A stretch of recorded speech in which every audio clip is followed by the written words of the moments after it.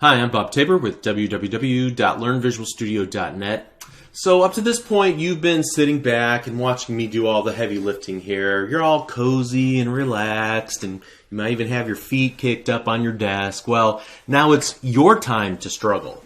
And struggle is good. It's how you learn. No struggle, no learning. So if you're already familiar with XAML, this might go smoothly. If you're not, then this might be a little bit more challenging for you, but challenge is good. It might take you 30 minutes, an hour. You might have to go back and re-watch some videos or reference MSDN for some help, but I think you can do this based on what we've already learned so far. There's actually 3 challenges in a row, and they're all related to layout, what we've already learned. And so this first challenge I'm calling the Laudable Layout Challenge. And you can see that we're building a simple app, only the user interface. We don't have any functionality in this app whatsoever. It just has, first of all, one grid and a grid only. That's part of the requirements. We'll talk about them in a moment.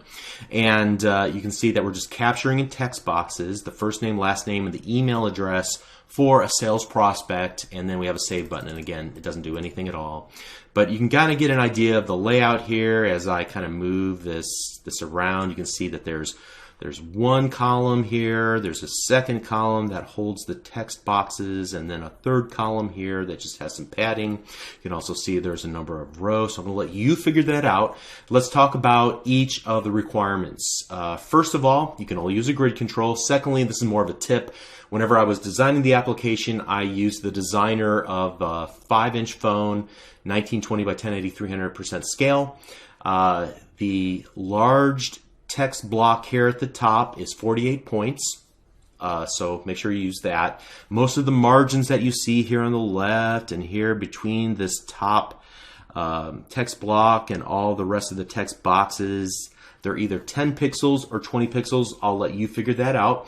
And then the text blocks for the first name, last name, and email address should be centered vertically in the row, and I'll show you what I mean by that.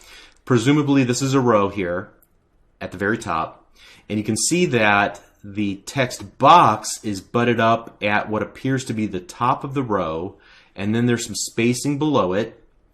And if you were to kind of use your mouse cursor and trace along, you can see that the text block in the leftmost column is centered between the top line of the text box and the start of the next text box in the next row. Okay, so figure out how to do that. Now, this is the tricky part here, number 6. You're going to need to figure out how to allow your text block to span multiple columns. All right, so when you have a need to tell the grid how to do something, what do you use?